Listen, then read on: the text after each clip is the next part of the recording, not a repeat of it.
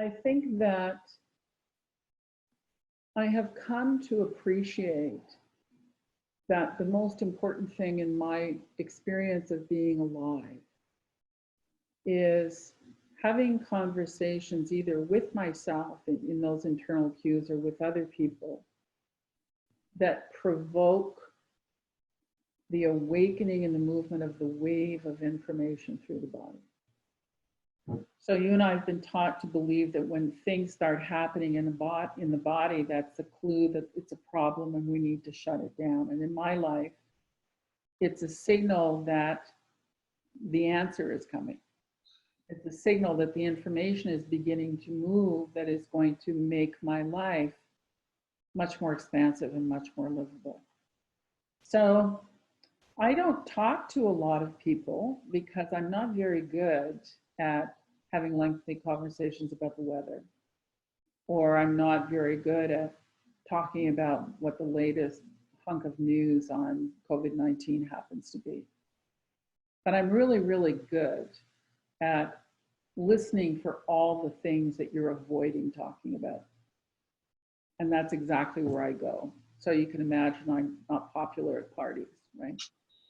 But to me, the most important thing is the movement of that wave and having that become a natural, normal, important part of our lives. And what it means is that we have to become willing, as the adults, we have to become willing to be disruptive in our conversations with other people.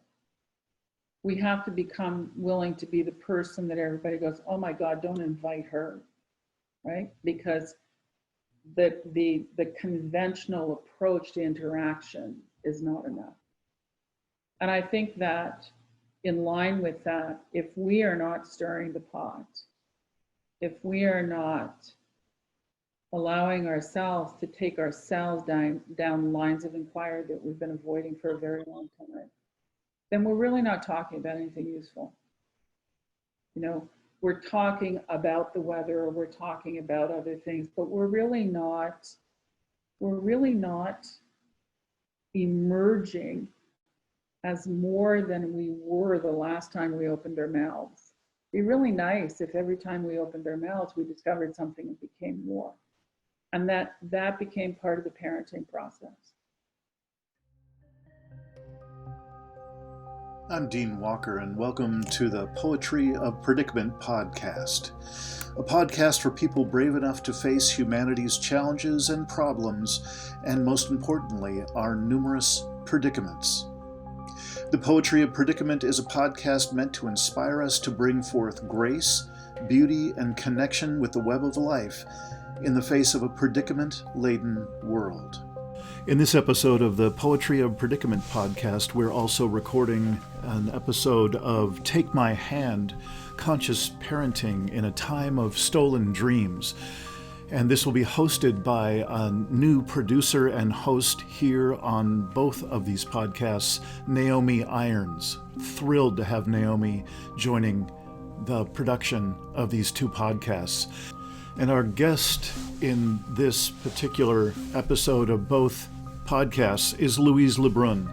Louise has been mentioned in countless podcasts here in the past year in particular, from voices as diverse as Naomi Irons herself, also Deb Ozarko, Deb Gleason, and a long list of others. This is an extraordinary conversation focusing on, of course, conscious parenting in these times. But I think whether you're a parent or not, this is an extraordinary conversation. I would say it's one not to be missed. Naomi Irons, a new host. Louise LeBrun, a new guest.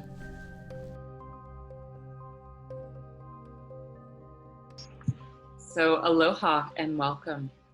My name is Naomi Irons, and I want to welcome you to today's conversation on living and parenting in extraordinary times. Dean Walker and I began this conversation a few days ago, and we really allowed ourselves to wander around in this pause. that the COVID-19 outbreak has invited into all of our worlds, into our worlds collectively. And instead of seeking answers out there, I went back and I listened to the podcast, and what I heard was we really turned the conversation inward to truths and knowings that really will allow us to navigate our lives in these unprecedented times from the inside out. And I think that is really important right now in this time where we can't predict what is going to happen. And so today I have the honor in continuing this conversation and welcoming my dear friend and mentor and colleague, Louise LeBrun. Louise is the founder of the WEL Systems Institute and creator of the WEL Systems body of knowledge. This approach has been and continues to be a powerful, powerful gateway for those looking to reclaim their lives. And I am one of the many who have gone on to shape lives of deep, deep meaning through this body of knowledge. So Louise, I really want to welcome you. And, you know, it's been a long time since I've done a podcast or recorded in this way. So it feels new, but it feels really exciting. And I really want to turn this conversation over to you in ways that whatever I haven't brought in that feels meaningful for you to share about yourself and who you are in the world. And into this conversation, I'm going to turn it over to you. So thank you. Thank you. And aloha. It's always, you know, a real joy for me to be in conversation with you, because it sort of unfolds itself and we just kind of go along for the ride, right? I like those kind of conversations. They work for me. The only thing that I might add, and it's something that I became much more aware of when I retired in 2015 officially, and that I've been very, very conscious of with everything that has started to unfold in our collective reality in the last month, is the distinction that allows me to separate myself as a person from the body of knowledge that I created and have been developing for 30 years. So the power is in the process. So separate from any people who choose to embrace the process and explore it for themselves, because it's not a mandated experience. It's one that is revealed to people in a number of different ways. And then they get to choose. You know, people become their own guru. They become their own leader self. And the power of that is in the process itself. And it's a very definable process. It's a very relatable process. It's one that allows people to really connect authentically with that which I think we are intended to be guided by. And all along the way, people get to choose whether they do or don't, how much, to what degree, how long. It's entirely up to them. So the good news in that is that my imperfection does not influence you. So it's not a therapy-based approach. It's not a process where you consult with someone that you hold as better informed, better educated, wiser, more experienced, whatever it happens to be. And you reveal your circumstances, and then someone advises you on what they think from their perspective you might consider for yourself. It's not about that. It's not about the content of that. So what it means is that for people who choose to step into the process, they can do that without the added complexity of advice or direction being offered that is shaped through the perceptual filters of someone else who has their own process to embrace. So I think that that's a very powerful place to stand. The good part about that for me is that it really makes my letting go and makes my capacity to retire much easier for me, because nothing of the process leaves because I'm leaving. So the process remains intact. It remains accessible in a number of different ways, particularly, it's in books, it's in audio material, but it's in the lives of the people who are living it. And for those who choose to engage with someone in that way, the information becomes lives shared as opposed to lives directed. So it doesn't lend itself to soap operas. So you know how so much of what we are drawn to in our particular, well, I think it's global, quite frankly, certainly in North American and European culture, the soap opera, whatever version it takes, whether it's General Hospital or whether it's, what they're calling reality TV. It's the idea where you observe someone else's life and you have judgments about it, and you have opinions about it, and you have advice to be given, and you know better how to live their lives than they do. That is not this. So the content is really plays a very secondary role. So thank you for letting me say that, because it's really the opportunity to really clearly separate those two things, because it has been a creation out of my own challenges, and because I've been a part of it for so long. I think sometimes there is confusion about those being two very separate things. I am a very fallible, imperfect human being, which is where I think the majesty lies, quite frankly. And I am one of those imperfect human beings who choose to live through that approach, that WEL Systems approach, that process. And frankly, after 30 years, I don't know any other way to be. So thank you, I appreciate that. Thank you for that. And I think that that's an important distinction for all of us when we are speaking about the truth of our experience and what that means to each of us in shaping our own lives. And so when you look out into the world right now and you see what is unfolding, what comes to mind for you? Well, the first words that pops into my head is anger. I see so much resentment of the circumstances. I see so much irritation and agitation around this notion of being told what to do. I see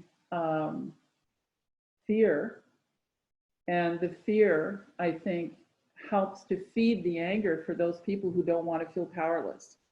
So oftentimes in our world, when we have a sense of powerlessness and what comes with it is fear, we brace against it. And then we turn that into something that lets us feel less vulnerable. So anger allows us to have that experience when fear would really make us run away and hide. The anger makes us come out and, in that warrior stance and fight against things. To me, it doesn't really matter what end of the continuum we find ourselves on. I find it all very mindless in many ways. I find it to be really a reflection of the deep, deep states of being that we as a people carry in our lives, and the degree to which our resourcefulness is limited by the purported truths that we carry that still attempt to shape our world when our world is literally coming apart at the seams. So all of those things that we might have relied on in the past, that we might have considered habituated, that we might have under these kind of stressors, that we might have turned to as a strategy for moving through whatever the circumstances are, those are the very things now that are causing the problem. So it's really, it looks as if we are in a place where it's going to become very difficult for us to not turn our attention inward and ask ourselves, like, how else can I move through my day with this? Because the old patterns are not even available. You know, and the more that we progress into this current state, the more that we are finding ourselves in situations where, you know, we're not that far off, where we may not even be able to go into the grocery store, that it will become too threatening potentially to the staff, and that things will all be done at arm's length. So how do we then remain resourceful in a set of circumstances where those little things, you know, it's like, I'm very mindful of the high point of my week is going out to pick up my groceries, and I sit in my car and they put them in my trunk and I drive away. And that's considered the extent of the interaction that's recommended for us. So I don't know, I think that the intensity of the circumstances that we face are a reflection of the intensity of the need now for us to face up to things, face into things, turn into things. You know, part of the conversations that you and I had a few days ago was, as a person who's been trained as a hypnotherapist and trained in the process of hypnotherapy, one of the things that always struck me, that was astounding to me and so evident, like it was very, I couldn't understand how people couldn't see it. That's how evident it was the degree to which it's very difficult to induce trance without breaking the trance that someone is already in. So that's why I think the whole conversation around conscious parenting is so important, like being able to look at who we are in our relationship with ourselves, but in our relationships with our children. And in my case, because I'm a grandmother, in my relationship with my children around their experience with their children, which is a whole other level of do not intervene, right? It's like telling, and I think that's part of what we've grown up with, is our grandparents tell our parents what to do with us, right? Like how to shape us as children. But this idea of how difficult it is to break a cultural trance. And I think that parenting in our world, parenting is the channel for delivery of that perpetuation of that trance. And here we are at a point in time in history where this amazing little thing called a virus, which isn't even alive, this amazing little thing has created the opportunity to break the trance that we are in. That it's actually creating a space so that we can begin to notice that the trance and the individual are two different things. So as an individual, when that trance is broken and I can now, wow, kind of like give my head a shake and notice, I don't know how much of how I'm living I actually believe in. I don't know how much of that for which I've been the enforcer with my children, I really believe in. So now I'm standing in that place where I have been shaken sufficiently from the trance that I can notice the trance. And then I find myself in a situation where you can be sure that in the not too different future, there will be enormous pressure to be in the new trance, whatever that new trance is going to be. And certainly it's shaping itself around technology. It's shaping itself around distancing, right? It's shaping itself around separation. It's shaping itself around living soundbite lives, because we are really reduced to, you know, like you and I aren't sitting in the living room for the next half day. sipping tea and going about doing things together. We are in a box called technology with a time frame. So the question then becomes, how might I live my life trance-free? No trance. And I can't think of anybody who is a better example of what I'm talking about than you and your family. That at some point in the past, you noticed that the trance that you were in was not going to sustain life for your children. And you and your husband made choices that allowed you to completely move away from the trance and then to move into a different environment where you had to make it up. You really had to make it up every single day because you'd never done it before.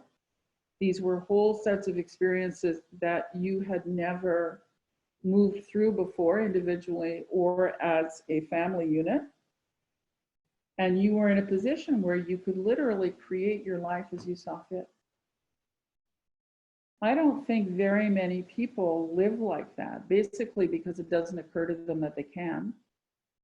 And it takes a lot to be jarred separate from the trance, notice the trance, and then not immediately feel the pressure inside yourself to go after that trance and dive back in because you think that's where safety lies. It feels very unsafe to be separate from the trance when everybody around you is still in the trance state. When everybody around you is still having the conversation of the culture that is approved by the culture. And then when you separate yourself from that, things start to get very strange for you. So I think we're in a place in our global collective where we have been profoundly shaken to the point of noticing the trance and the individual are different things. And now how does the individual go about finding resourcefulness sufficient to be able to create a life that is trance-free? Because you are living proof that it's possible.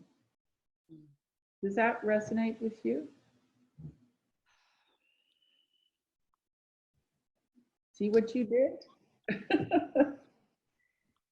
Louise,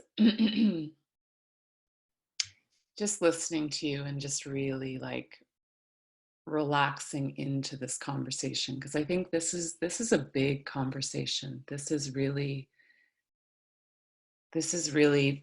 facing into not a time that's in the distant future. This is right now. And I think that, you and I have shared thousands and thousands of hours of conversation and really allowing, the space for what I feel is happening right now. This really, I think this is the power for me in this conversation today. And I know that I had shared with you a few years ago, about 3.5 years ago, well, let me back up a little further. 12 years ago, when my children were born, they really became the invitation and the opportunity for me to seek something beyond what I was living. And I didn't know where to go for that. And I didn't know where to turn. And, it was really in stepping into decloaking and living authentically. It was really the body of knowledge that has allowed me a reclamation of myself and of really coming to the place inside myself that parenting isn't something that I do out here. It really is and has been a process of my own reclamation that has allowed me to really loosen the grip on what we're calling this physicality and this molding of and replication of a culture. Mm-hmm. And so I think I've known for a long time that it was about ending a lineage and that has never been more clear for me, that when I look out into the world right now, we're really being forced to end a lineage. And so stepping into the truth that I carry about myself was really the first invitation to jar sufficiently the trance that I was in within myself. And, you know, a number of years ago, 3.5 years ago, I really wanted to take another, you know, step further in living, really deeply living beyond that trance-like state. And yeah, it took a lot. And I think this conversation is incredible for just the recognition of that. And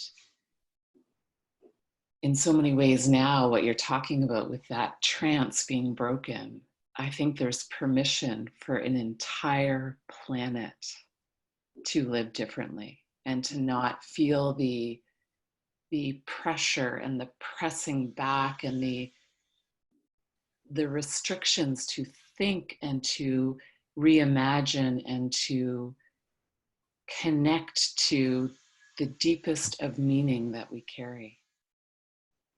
And you know, I feel like it calls up things inside of us that we may have known that lived inside of us, but now is time to engage them. Now is time to really embrace so much more than we have been taught we have the capacity to embrace. Does that Yeah. trigger anything for you? Well, one of the things that came up for me as I was listening was the reason this entire body of knowledge was created was because at one point in my life, I came face to face with the realization that one of my children was being abused at daycare. And I mean, you can imagine the experience that calls out. The thing that struck me was, you know, it involved Children's Aid, and they did an investigation. There was a whole pile of stuff that went on around it. And the thing that I was really struck by is that the Children's Aid person who was doing the investigation, at one point after the investigation, he said he would call me. I never heard from him. So I called him and I said, you know, like, what's happening? And he said, oh, well, he said, you know, it would be really nice if you were to call the woman and have a conversation with her, because she's very upset. And it would be really helpful if you just reassured her. And I said, what are you talking about? And he said, well, you know, she has a really beautiful home and a lovely, clean environment, and she's very personable. And I said, that's not what we're talking about. And it was this recognition that he could not see that the abuse of my child was a byproduct of an adult's choices. That somehow he had separated the external behaviors of the adult that seemed to map to cultural expectations from what he had confirmed was actually happening when no one was looking. And so it really struck me that child abuse is not a child's problem. It is an adult's problem. And it is the problem of an adult who has information in their own bodies that they have no idea how to take ownership of. And so whatever it is that fires in them, and it's different, and you know, it's as varied as there are people who practice it. But what it does is it takes the responsibility away from the adult who is unbound by whatever it is that comes up in them, and it places it on the child to don't sit there, don't behave like that, don't look at your grandfather that way, Don't spend time with them. Don't go into that environment. Like somehow the child is the one who should alter his or her behavior to prevent firing that off in someone else. So it became very evident to me that whether you call it a parenting process, whether you talk about daycare, whether you talk about the school system, it doesn't really matter.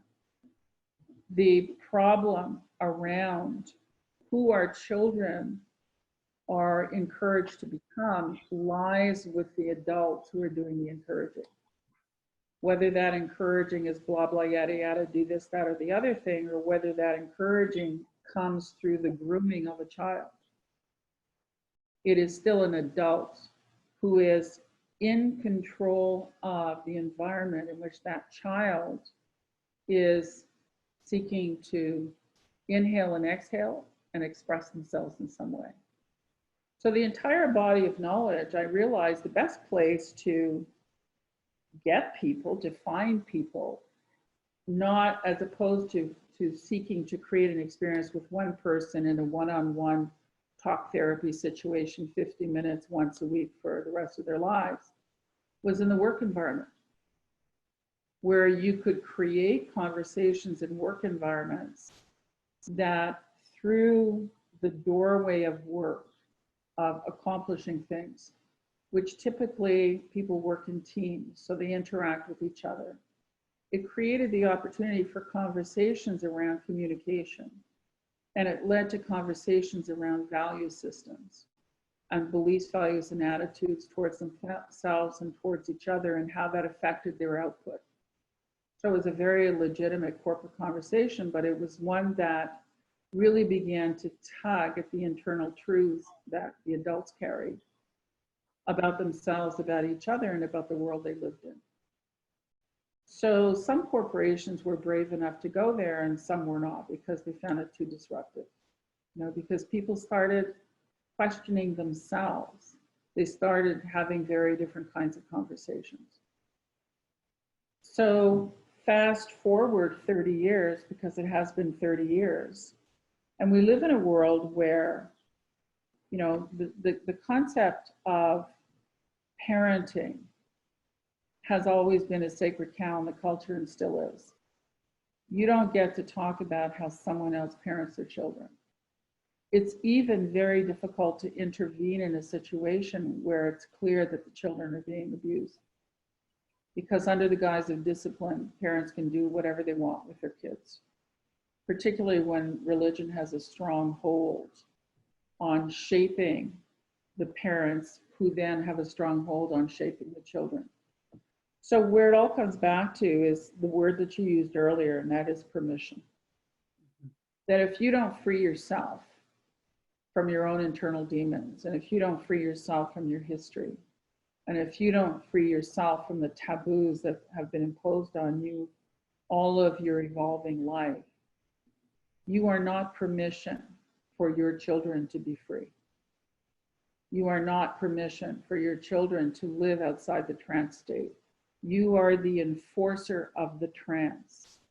So you as the parent in trance embrace a process of enforcing trance in the experience with your children. And so we produce children who have great difficulty trusting their own unique internal cue about something, trusting their own response about something, but who really struggle to follow the rules, who try very hard to do the right thing, to please the parents, to avoid the consequences of not doing that.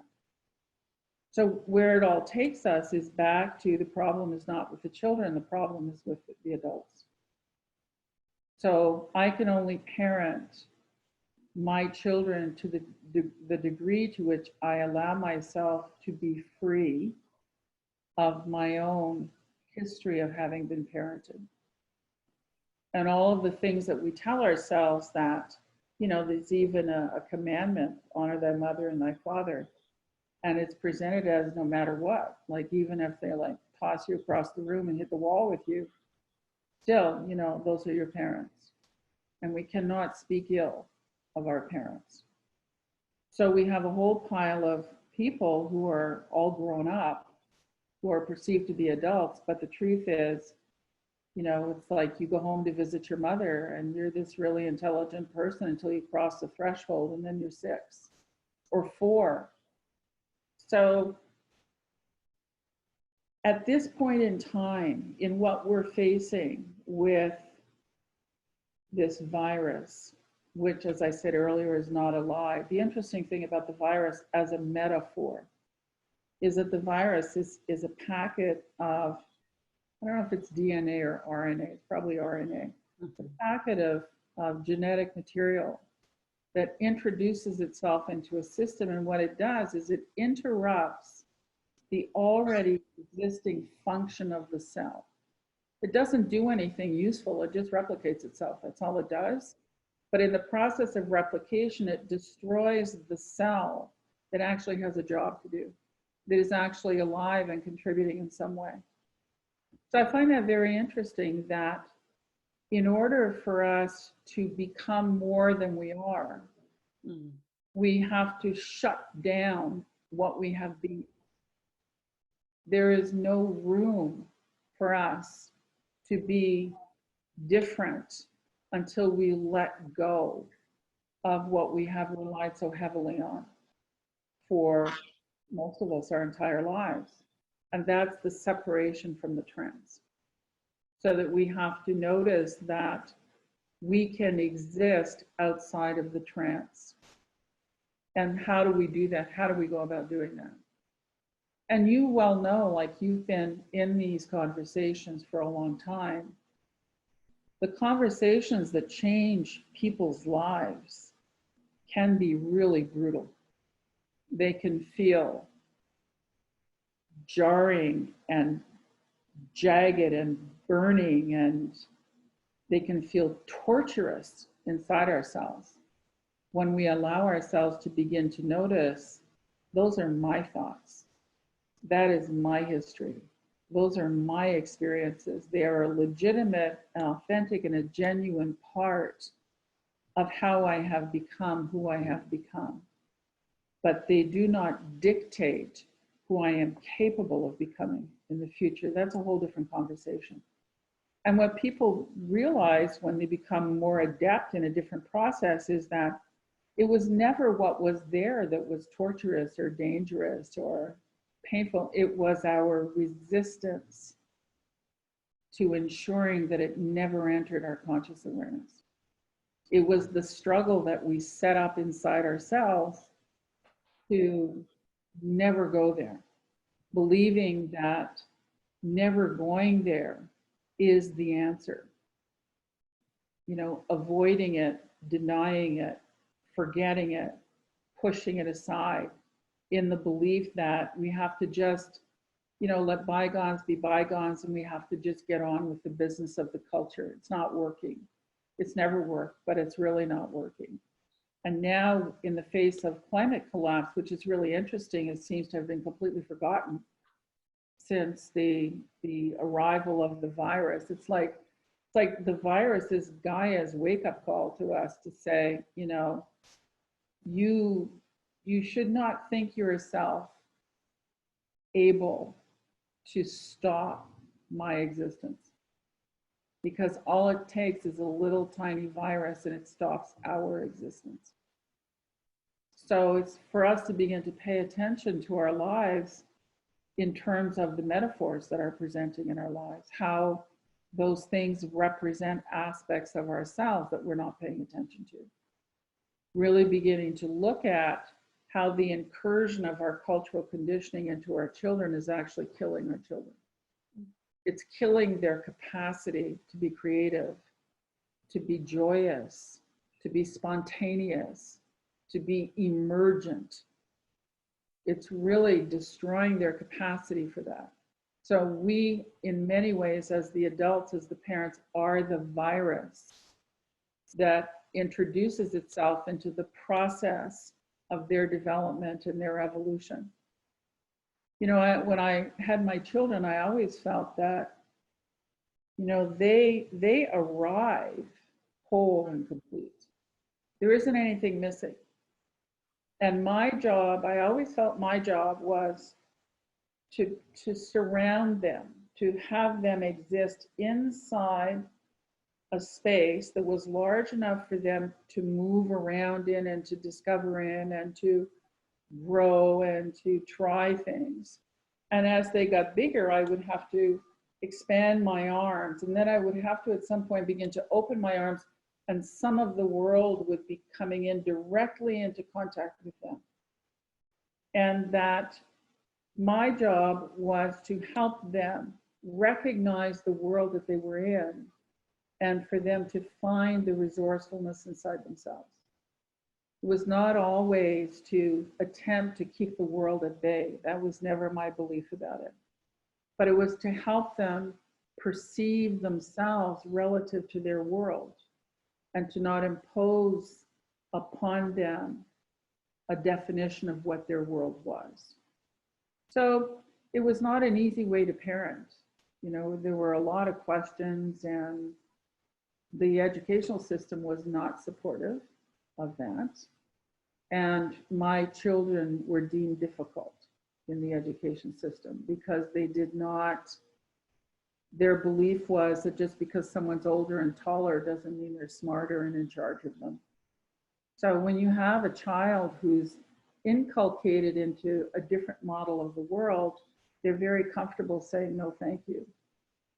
So when they were pressed into service to do something that didn't feel right for them, they would say no thank you. And when they persisted, they would say no thank you, please call my mommy.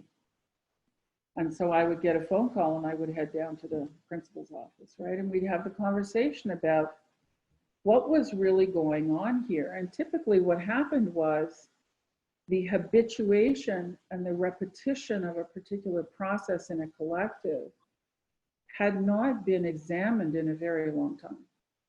And it was actually not even useful anymore, but it was so habituated and so repetitive, it just fell out of people's mouths. And then it took a 5-year-old or a 6-year-old or a 7-year-old to say no thank you.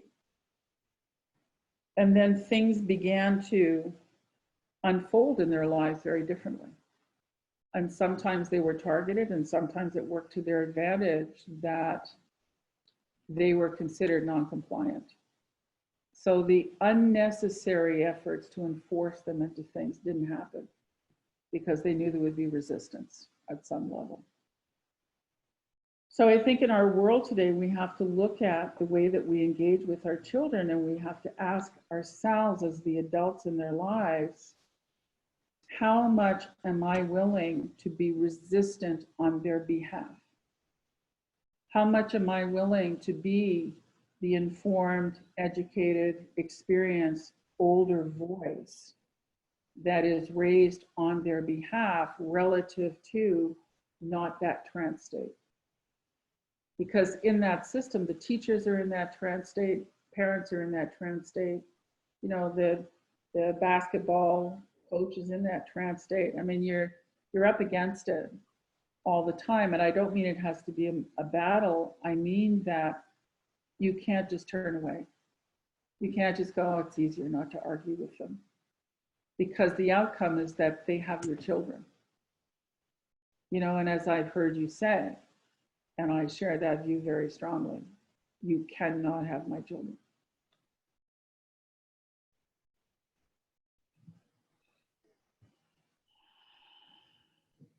They're still difficult. They're 30 now, though, but they're still difficult. I'm happy to like that about them. Oh, Louise, this is such an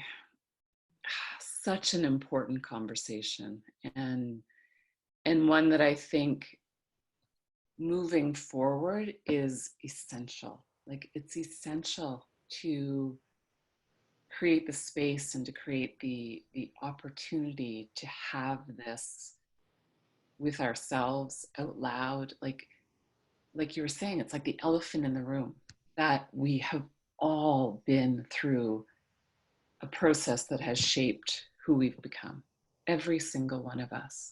And that now as parents, we are the, you know, I think back to the book, you know, we are the guardians and the parents for the birthright of their potential.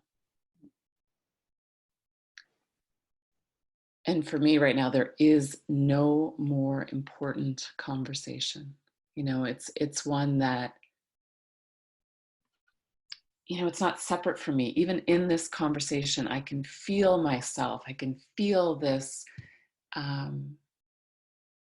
It's enlivening. It is deeply, deeply felt inside of me. And that responsibility of, you know, I'm not responsible to raise these upstanding citizens for our culture. You know, my responsibility as a parent is, like you were saying, to create this space so that they know themselves. They come to know who they are without being told who to be. And I think that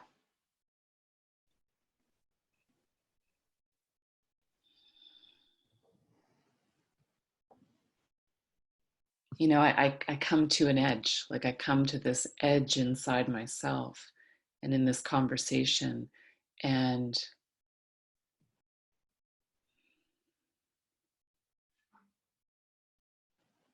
that I can only be that for myself. I can only do that for myself and be permission for a different conversation, you know. But I think now, I think we have sufficient and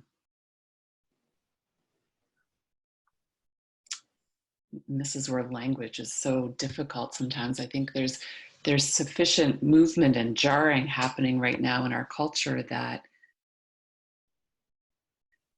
is the invitation for this conversation. That is the invitation for us to wake up to see that, like you said, our children have everything that they need inside of them already. They are whole. They are incredibly unique.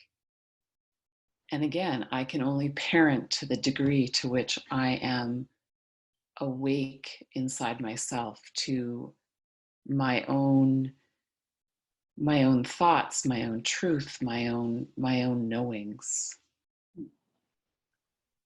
So when you stand in the now and you allow yourself to look forward, you know, because I think both of us share the thought that things aren't meant to go back to normal. No. And that they're not going to go back to normal. What comes to mind for you when you think about engaging ourselves in this conversation as parents, you know, allowing ourselves to be incredibly different with our children moving forward? What do you see beyond this conversation? Well, you know, my life has been spent in the recognition that it all begins with the individual. And the adult in our culture is the individual that has leverage and power. So in my world, it has to begin with the individual adult. And oftentimes, if people consider their lives, quote unquote, to be working, so relative to the markers of the culture, you know, acquisition, accumulation, black ink on your bank statement, you know, constantly moving forward, moving up, moving forward, moving up, buying stuff, putting your kids in the right schools, whatever it happens to be. As long as people are comfortable in that, the desire to turn their attention inward into what makes them tick is pretty much absent, because there's no resistance to how they are how their day-to-day lives are unfolding. It's when the glitches start showing up in their 80 to 120 hour weeks and their marriages start falling apart. Their kids don't know who they are. Their fatigue is so deep that they begin to use substances to get themselves through the day. And the whole time that they're doing this, they're having an impact on their kids. Their kids are watching them. And oftentimes their kids get to the point where, you know, children always do what we do. They don't do what we say. So they start having trouble with their kids because their kids are not simply compliant in the face of what they're witnessing. They're starting to replicate the behaviors in their home. What I've learned over the many years of engaging in this body of knowledge with people is that the desire for personal evolution for its own sake is a very rare moment indeed. The people who seek personal evolution are typically oftentimes drawn into the exploration because they have a problem to solve. They're trying to fix something. Their bodies are falling apart, so they're trying to get healthier or make a disease go away. Their marriages don't work. They have, you know, they recognize themselves to be creating themselves as victims in their own lives. So they're drawn to something. And oftentimes when they're drawn to whatever that thing is, the minute they begin to get relief with the thing they were drawn to resolve, they move away from the evolution because it doesn't hurt. Human evolution for its own sake, the recognition that there's something about me, each of us individuals, there's something about me that is nagging at me, and I don't know what that is, but I know that whatever it is, nobody helped me go there. And oftentimes as a teenager or a young adult, not only did they not help me go there, there was an enormous amount of pressure for me to look in a completely different direction. So I wouldn't even notice the nagging. And then at some point in time, I think people either have information, a conversation, an experience that in a single conversation fractures the concrete that thing that we're looking for is encased in.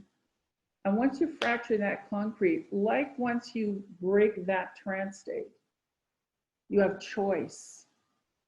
But until you break that trance state, until you fracture that concrete and you notice, the person notices, oh my God, that's not me, that's concrete. There is a way for me to get rid of that. And what's in there? What's in there that's so dangerous that it has to be encased in concrete? Because we use physical assault to control the line of inquiry that our children seek. And that will lock into concrete their curiosity, their willingness to say out loud what's moving inside of them. They're willing to quote unquote confront an adult. So when the fracturing happens, sometimes it leads to illness, which is the provocation for discovery. And sometimes it's enough to notice, oh my God, there's something else in here. And then people are curious about it. But no matter what it takes to get there, if we as the adults do not find the courage, because it takes courage, the determination, because it takes that too, and the stamina to stay present to this process that has now begun in our bodies, because that which has been in the concrete is desperate to be freed. Our uniqueness, our curiosity, our desire to follow our own cues, our inner cues. When that starts moving around, it gets very hard to put that back in the box, which is one of the reasons why if you think about parenting is a process. The entire process of parenting, a big person shaping a little tiny person. The entire process of parenting is designed, it's a delivery mechanism for culture. Wherever you happen to be living, you as the adult, as the parent, your job is to ensure that that next generation knows the quote unquote right way to live. That's you, the parent, engaged in a process of being the enforcer for culture. And there are a lot of places around the world where culture is killing us, including in our own lives. So when you think about how powerful the adults are, they're not just quote unquote parenting their children. They're not just teaching their children good manners. They're not just, whipping them into shape so that they can follow the rules of the culture. They're creating the future. Every time you and I engage with our children, we are, in every word that comes out of our mouth, we are shaping the future because they're the future.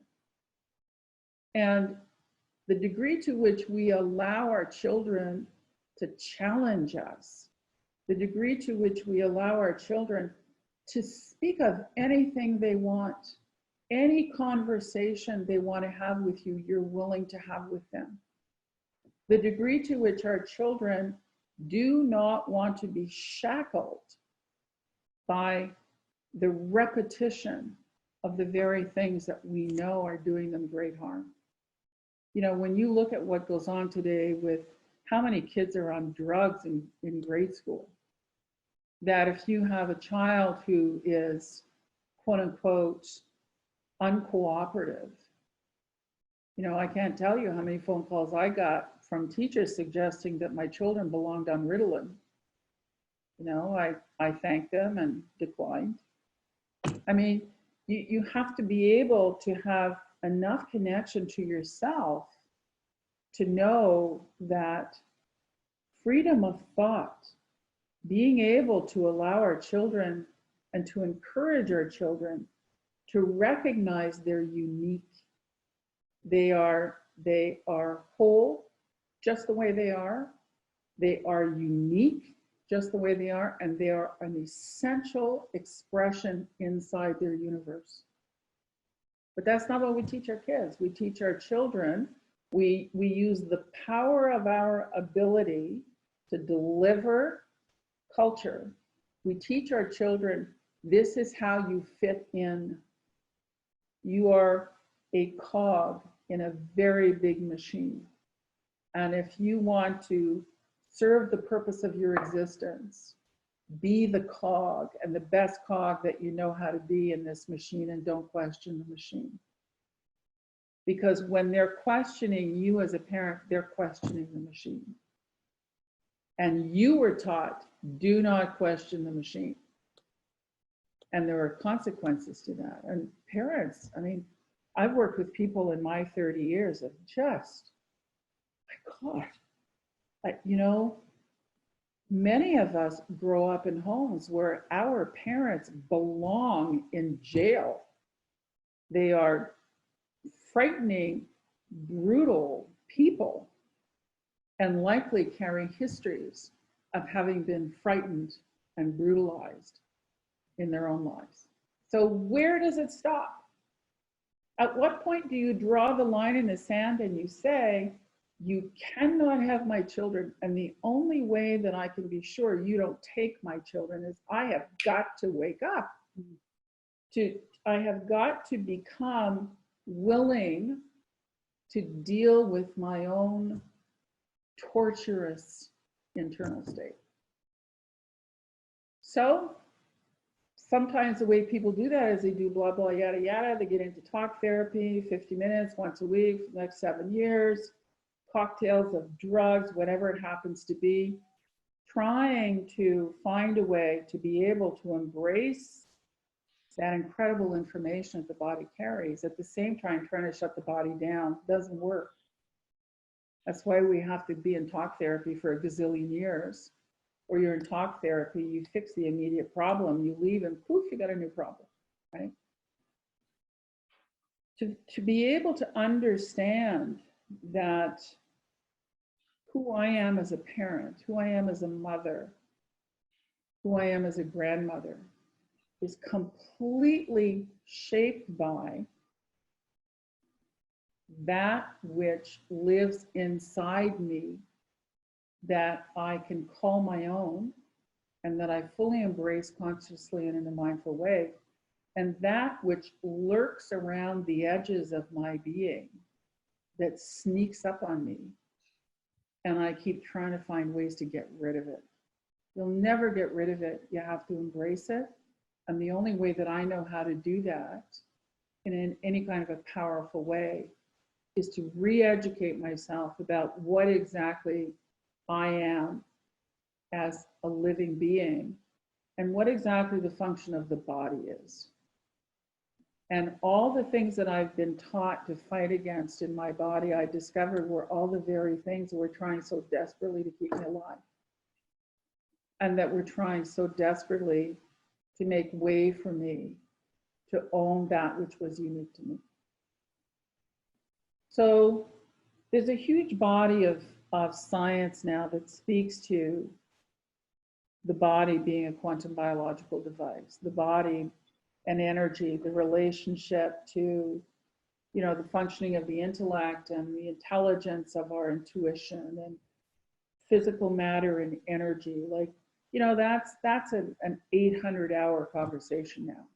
So there are millions of people out there who are discovering these things through the brilliant, brilliant work of people like Bruce Lipton, and as a cell biologist. And he's got stuff now on YouTube in the last month around Bruce Lipton and COVID-19. So, you know, it's useful to pay attention to the things he's saying. But there are all kinds of people now. You know, 25 years ago, they weren't having those conversations. They're everywhere today. The question is, will you allow yourself to hear it?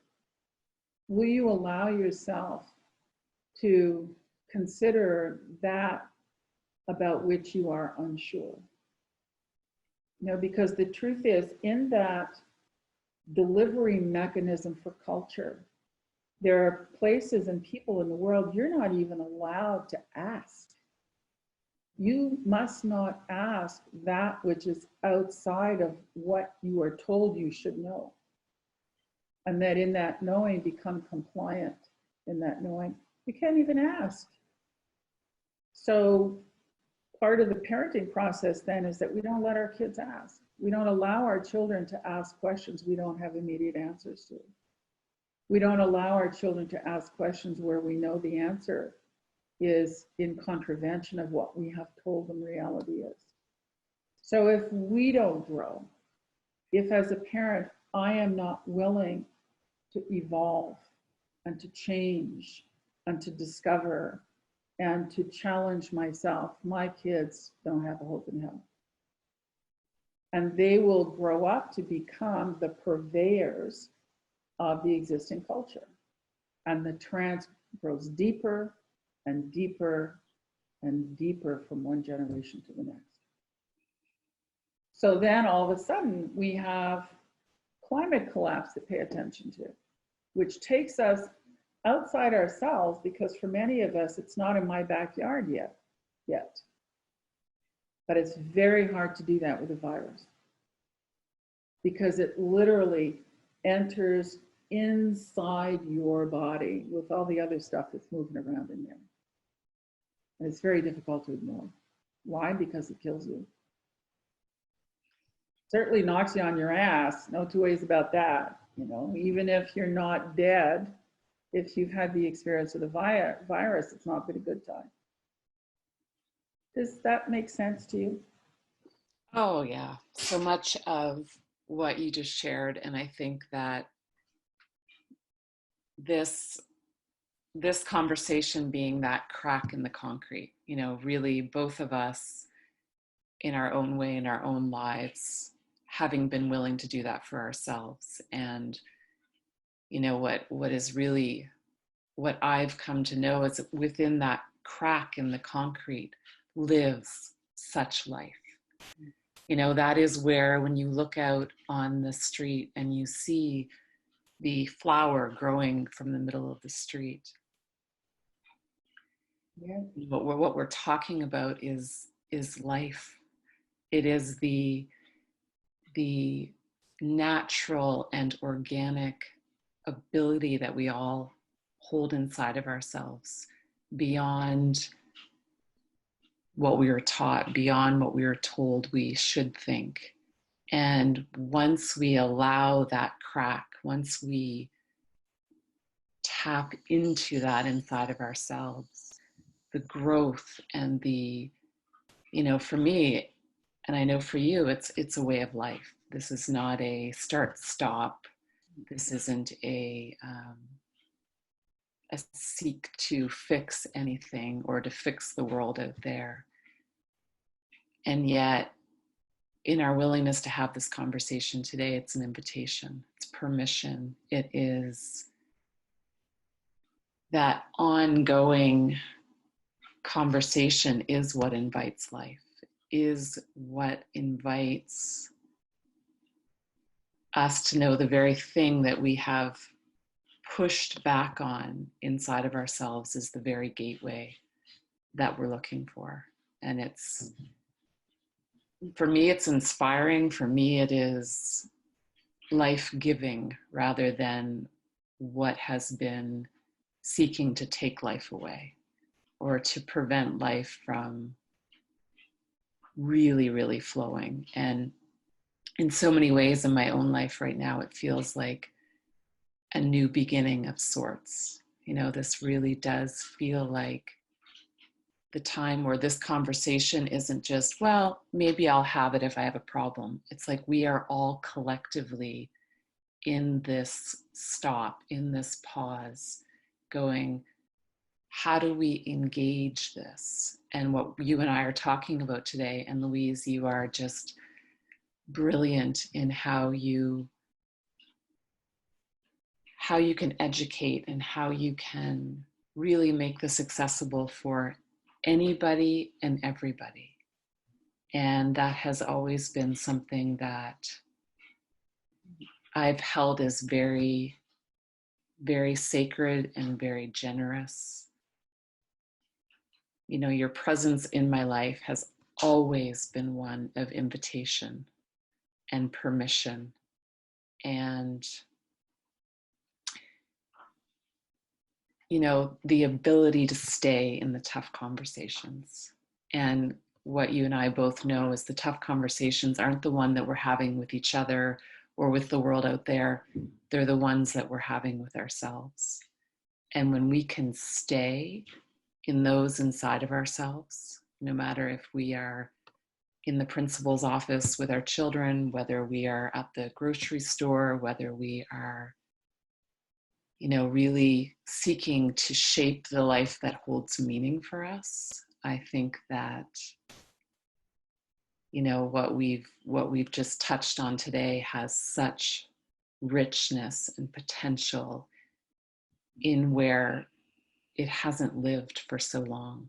The ground in so much of this planet has become barren because we haven't been fortifying it and nurturing it and tilling it. And this conversation about parenting and the shaping of our own experience of our own being parented is for me the gateway. There is no other more powerful conversation that I can be in with myself, with my own children. Because I've chosen something really, really, really different with my children, and it doesn't mean it's always easy, but it's always worth it. And I think what's happening in the world around us right now isn't easy either. So it's kind of to pick which not easy we want to be putting our attention and spending our time and discovering in all of that what really holds meaning. You know, the life that seeks to be free inside of me and create the life outside of me is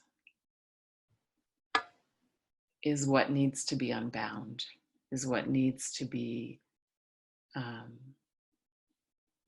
embraced. So I am so deeply, deeply thankful for you saying yes to being on this. I know you're retired now, and I know that, you know, how you spend your time and with whom you spend it with is a very, very personal choice for you. And I know even for me, I'm looking forward to going back and re-listening to this, because there's so much of what you spoke about that I think will be relatable for every person that listens, and that the possibility does live beyond just thinking about something different. It's to engage it, and to engage it in a way that that holds meaning. And there's all kinds of, so on the show notes, we'll have the website and access to the Decloaking and Living Authentically CDs. And, you know, Dean asked me on Monday, and when I went back and re-listened, like, how can people find this? When people hear something different and they're looking for something different, it will be easy for people to find. So any final thoughts for you as we wrap up this? Well, I do have a final thought. I think that I have come to appreciate that the most important thing in my experience of being alive is having conversations either with myself in those internal cues or with other people that provoke the awakening and the movement of the wave of information through the body. So you and I have been taught to believe that when things start happening in the body, that's a clue that it's a problem and we need to shut it down. And in my life, it's a signal that the answer is coming.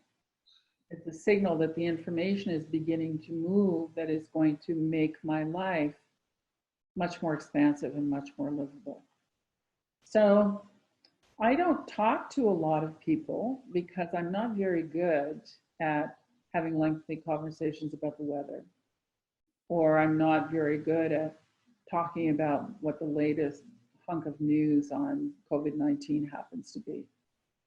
But I'm really, really good at listening for all the things that you're avoiding talking about. And that's exactly where I go. So you can imagine I'm not popular at parties, right? But to me, the most important thing is the movement of that wave and having that become a natural, normal, important part of our lives. And what it means is that we have to become willing, as the adults, we have to become willing to be disruptive in our conversations with other people. We have to become willing to be the person that everybody goes, oh my God, don't invite her, right? Because the conventional approach to interaction is not enough. And I think that in line with that, if we are not stirring the pot, if we are not allowing ourselves to take ourselves down lines of inquiry that we've been avoiding for a very long time, then we're really not talking about anything useful. You know, we're talking about the weather, or we're talking about other things, but we're really not emerging as more than we were the last time we opened our mouths.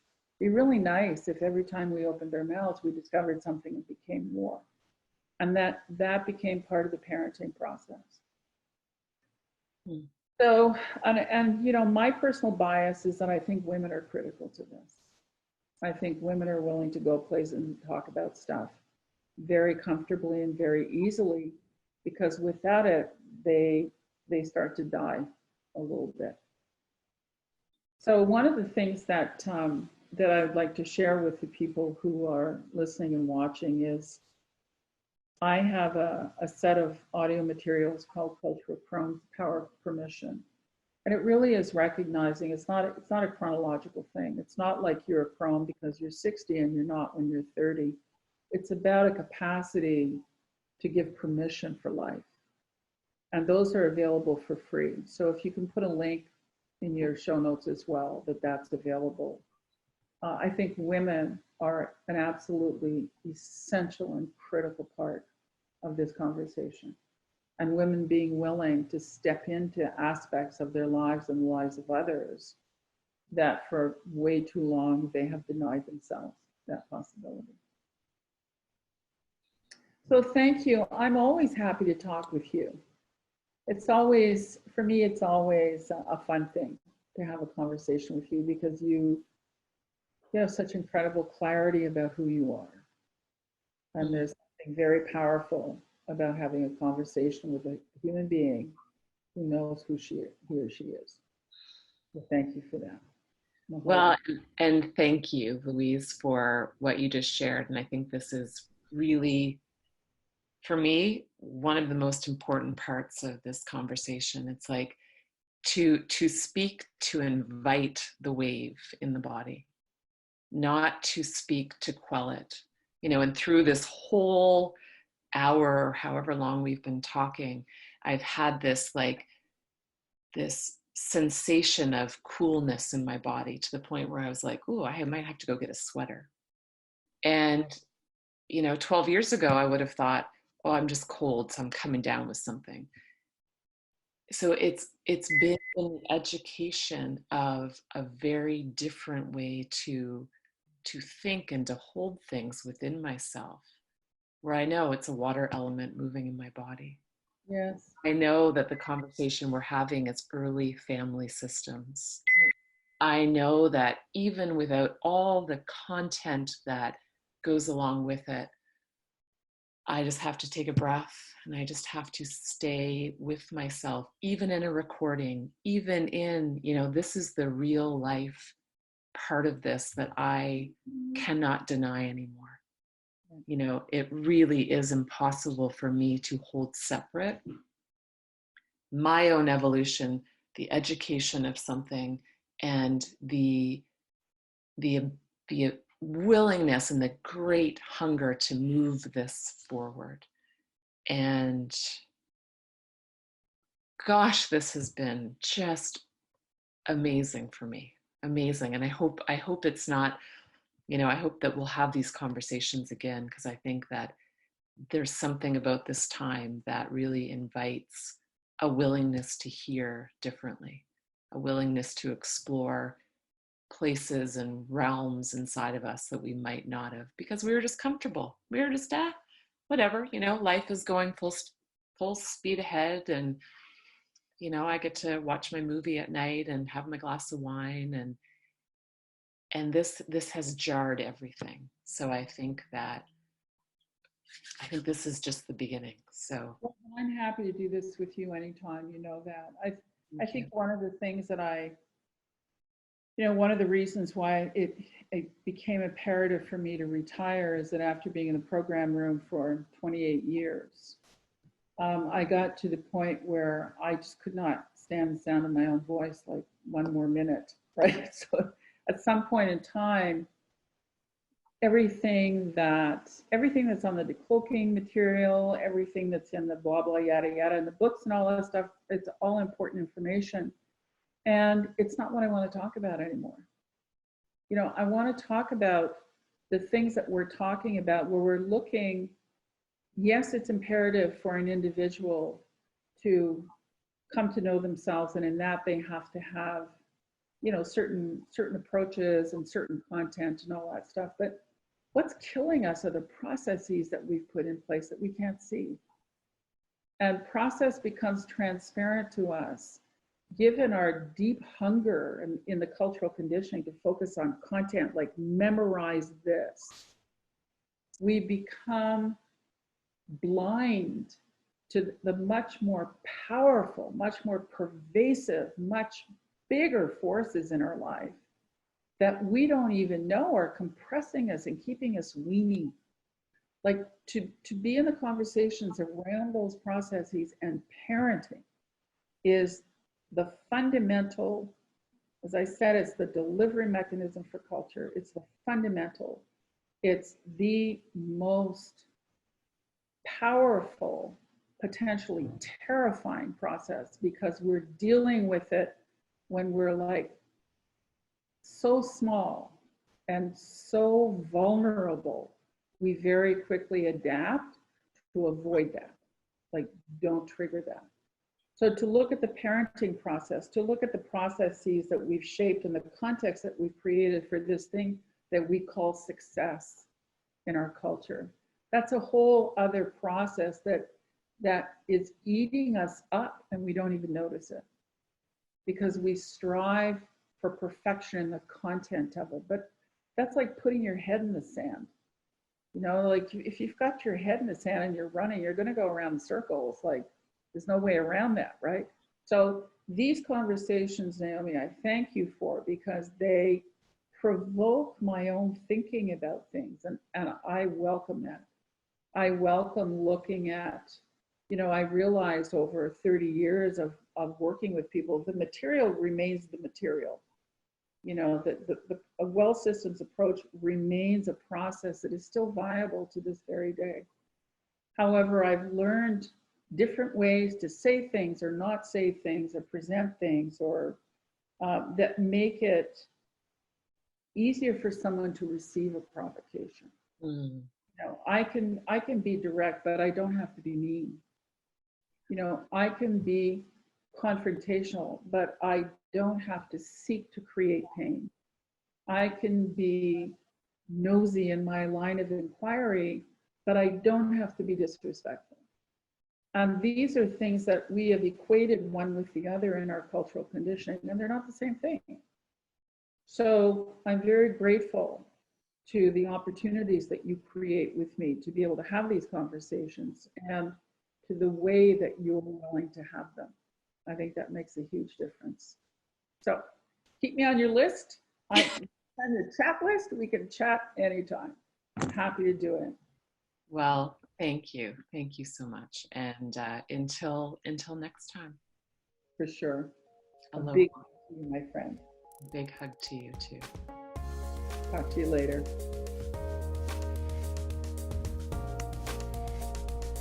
Thanks for watching another episode of the Poetry of Predicament podcast, produced by Dean Walker and the Living Resilience Alliance, www.livingresilience.net. Also available on our website, www.livingresilience.net, is a wide array of articles, online learning series, arranging group and individual resilience coaching, and sign up for our every other Tuesday free support group that we call Safe Circle Calls.